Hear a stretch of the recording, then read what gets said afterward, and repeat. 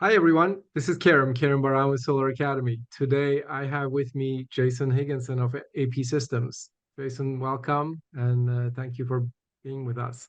Thanks, Karen. Thanks for having me. Great. We're going to talk about today. We're going to talk about AP Systems, its history, its positioning in the inverter market, in the resi and commercial space in the US and beyond. And we'll dive into some of the unique advantages of using AP systems as a microinverter in various different applications. But before we go there, Jason, I want to talk to you a little bit about your personal background, your history. How did you end up at AP Systems? Can you tell us a little bit about that? Oh, absolutely. Yeah. So I had started I got a business degree and started looking for work right when the dot-com bubble had burst. So we're talking 2000, 2001, 2002. Landed with a company that was in the telecom industry. And I started off helping them with some marketing. It was a startup. There were like 11 people there, and we blew it up into just went gangbusters in on the telecom side, to about $100 million, and I was still the only person in marketing. I was doing all of it, doing everything, and and then I moved over to another company that was based down in Dallas, Texas, that was also in the telecom industry, but also datacom and in industrial power systems, and was moving into the solar industry.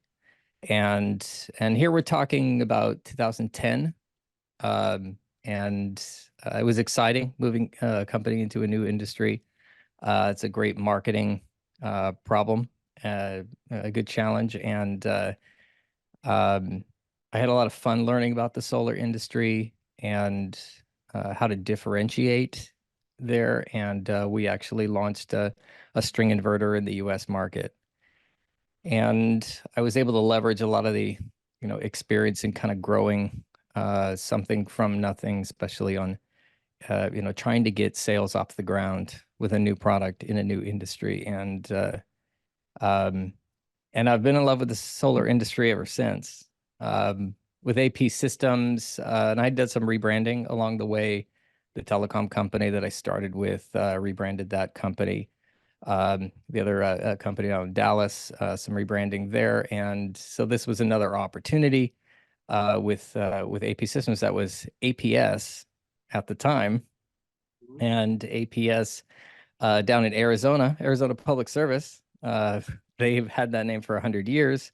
So APS had to, the solar company based out of Seattle had to change its name. So they brought me in to do the rebrand, and we rebranded it to AP Systems, and we've been going gangbusters ever since. And this is so this is around what years are we talking about? Because AP Systems, so if we go into AP Systems story, I believe AP Systems was founded around 2006, 10, 7. Oh, 10, 2010. 2010 era. Okay. So you joined shortly thereafter, I assume. I joined in 2014. Yep. And Yep. the Therefore, company, we rebranded it early 2015. yeah. Um, but yeah, it had been APS in the US. We were APS America that whole Yeah. time.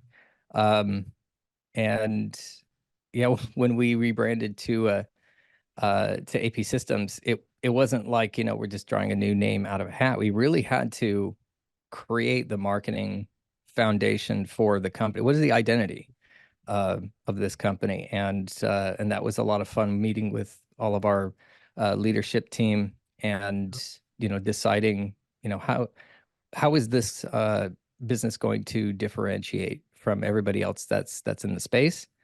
And it really came down to things like innovation and value, and really trying to bring that innovation and value to installers all over the world, because invariably they are the ones that are helping these homeowners and business owners, go solar and give them the best options. But they also need to be able to do it in a way where they can, still stay in business.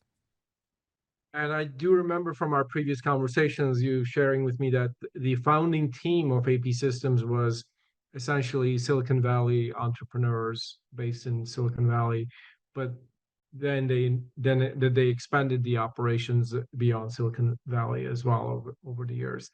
And the history of it is such that it is one of the earliest microinverters that has been around for a long time.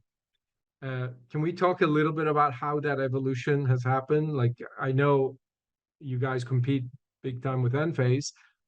So can you tell us a little bit about the timeline of when they came out with the products and when you came out with the products and how did that all evolve?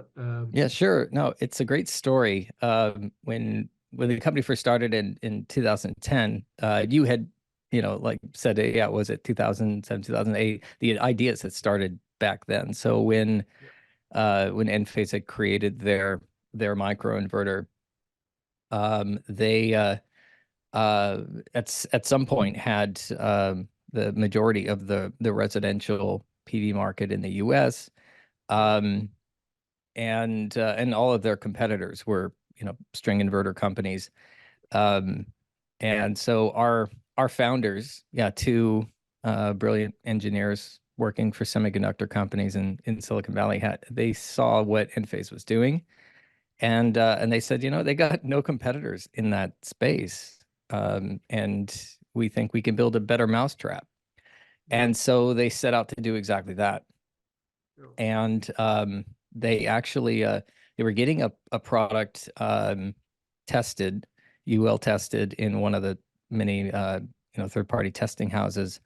And I think this one was based in California. And they connected with someone in the lobby, a guy named Kelly Sampson, who was also testing a solar product, and he was based in Seattle, Washington, technically on Bainbridge Island, which is a 30-minute ferry ride out from the Seattle port.